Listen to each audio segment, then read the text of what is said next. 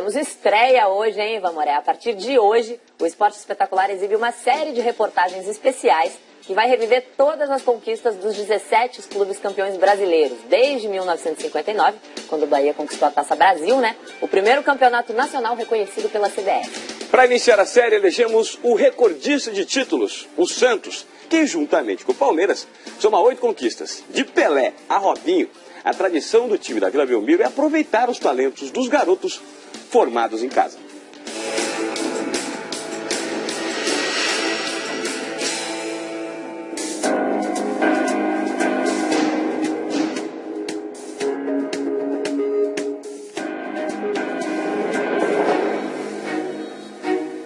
Mais do que uma jogada, o símbolo do ressurgimento de um grande.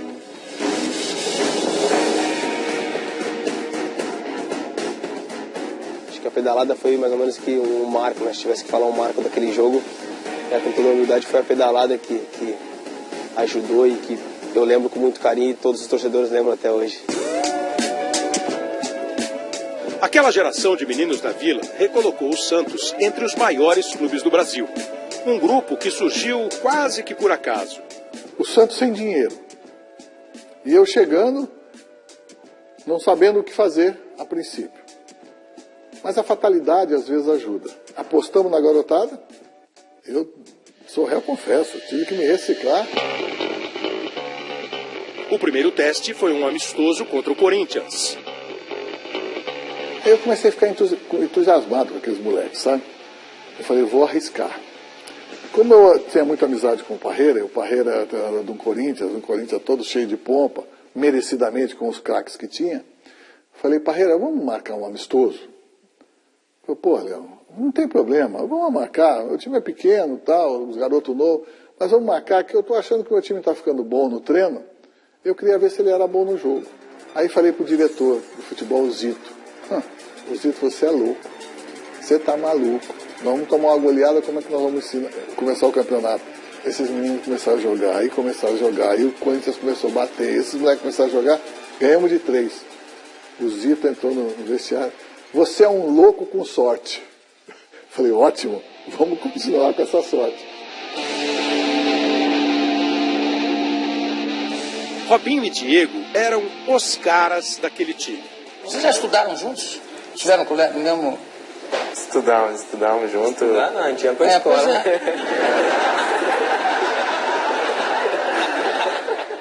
Mas não eram os únicos. A defesa tinha Fábio Costa e Alex em ótima fase. No meio, a categoria de Elano e a elegância do Renato.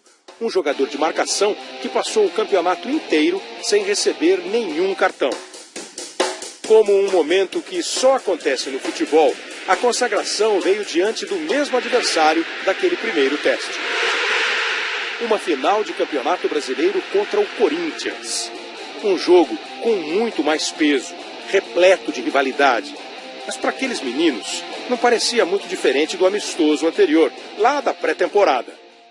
O Robinho pegou a bola do meu lado, comecei a gritar com ele para ir para cima. Robinho, vai para cima dele, vai para cima dele. Vai para cima, entrou na área, vai para cima, entrou na área. Ele foi para cima, entrou na área e foi pênalti. Partiu Robinho. Encara a marcação, sambou para lá, sambou para cá, botou na frente, a pênalti. E quem vai tirar a bola dele? Pegou a bola, você tem que deixar bater. É a confiança do menino. O Corinthians de Parreira reagiu e virou o jogo.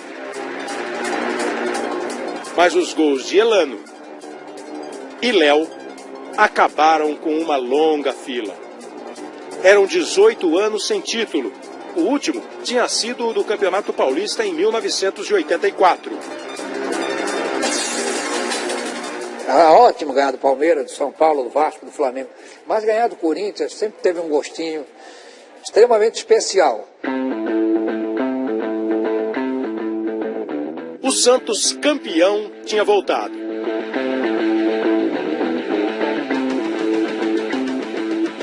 Dois anos depois, já sem Diego, mas ainda com Robinho, o clube estava outra vez na disputa pelo título brasileiro.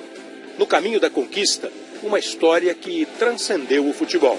A 7 jogos do fim do segundo campeonato brasileiro disputado por pontos corridos, o Santos liderava, e tinha o Atlético Paranaense na cola.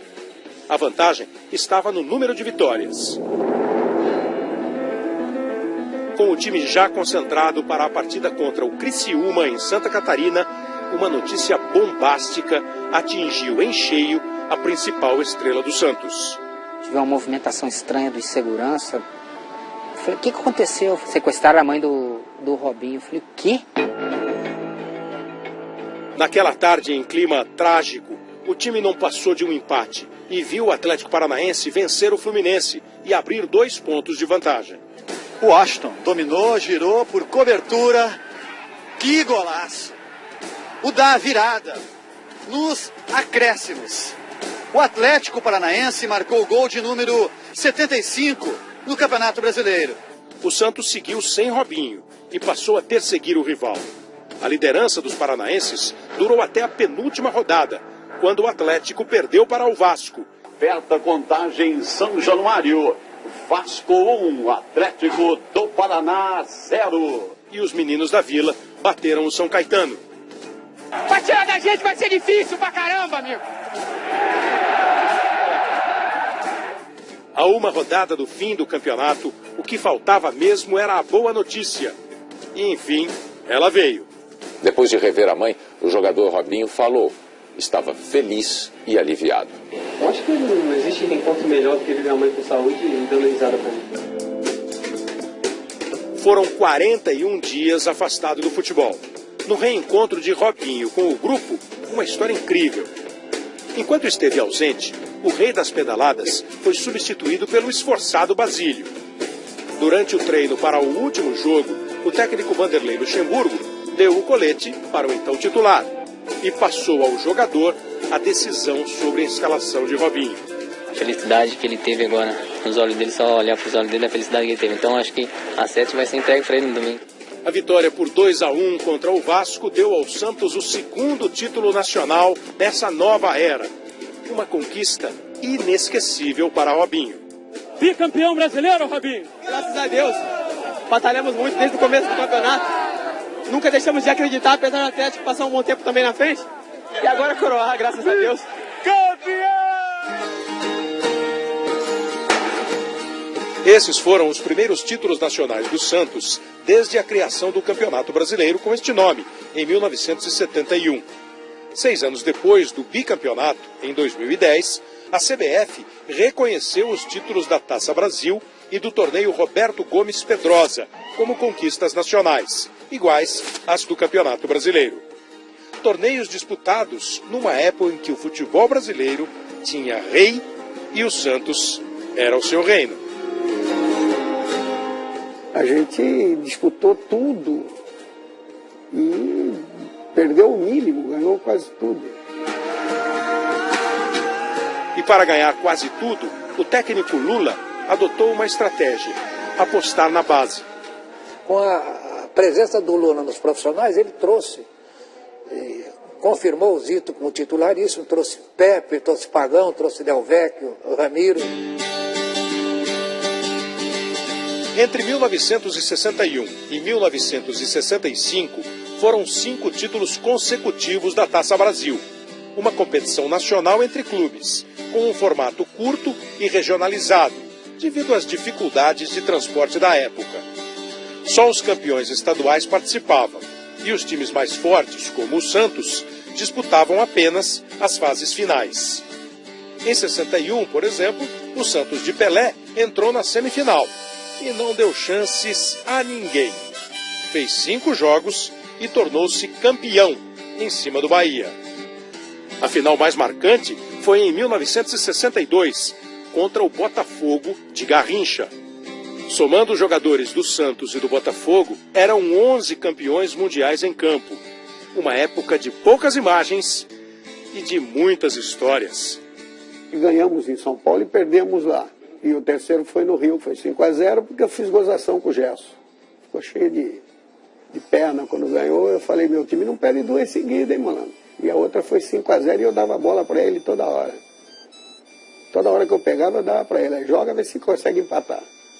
O Coutinho foi o maior gozador que eu vi no time, foi ele.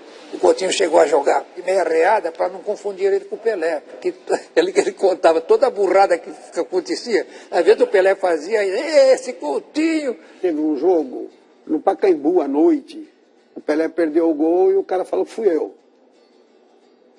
Aí eu fiz o gol, ele falou que foi o Pelé. Tá entendendo?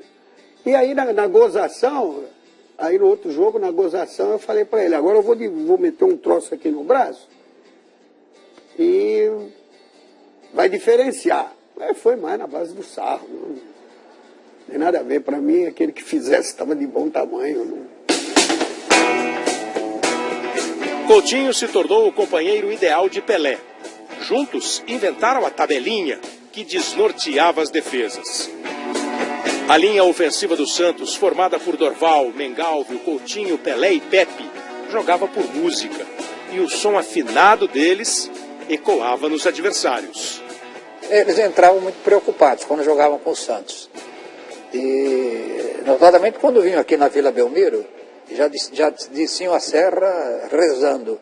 Em alguns momentos, eles pediam para a gente ganhar. Eu encontrei o Canarinho, que era o goleiro do 15 de Piracicaba, na minha época, e eu perguntei para ele, Canarinho, quando batia pênalti, eu só chutava na mão esquerda do goleiro, no canto esquerdo do goleiro. Por que você pulava do lado direito? Toda vez você pulava do lado direito. Ele falou, pô, é para não levar bolada, né? O ataque avassalador do Santos fez 15 gols em 4 jogos na Taça Brasil de 63. Na final, venceu o Bahia com 8 gols nos 2 jogos decisivos. No ano seguinte, novo show. 20 gols em 6 partidas. E na decisão, outro nocaute. 4-1 em cima do Flamengo. E era um futebol muito vertical, muito ofensivo, né? Perdia-se pouco tempo. Logo recuperava a bola, saía para o ataque para definir e definia. A defesa do maior Santos da era Pelé também tinha muito valor. Gilmar, Lima, Mauro, Calvé, Dalmo e Zito, o grande capitão e líder do time. Às vezes estava ganhando com alguns gols já, e eles se acomodavam, então eu apertava eles bastante. Em 65, a decisão foi com o Vasco. 5-1 no primeiro jogo, 1-0 no segundo. Com 5 títulos consecutivos, o Santos voltaria a comemorar um novo campeonato brasileiro em 1968, após vencer o torneio Roberto Gomes Pedrosa, o Robertão. Era uma competição mais longa, acirrada e mais abrangente do que a Taça Brasil. Dessa vez, o Santos precisou de 19 partidas para se sagrar campeão, após vencer um quadrangular final, 2-1 no Vasco, no último jogo. E mais uma vez, a fórmula se repetia. O time vencedor era formado por uma nova geração, que revelava craques e contratava jovens talentos. Era raríssimo você ver um jogador que fosse mais brio do que técnica, mais brio do que brilho, né? Todos eles sabiam jogar bola e jogavam bola com muita perfeição. Com a saída de Pelé, terminava uma era de ouro. Mas a história centenária do Santos, com 8 títulos brasileiros, ensinou que a volta ao topo tem um atalho certo. Basta levar a sério os garotos que brincam de bola por ali.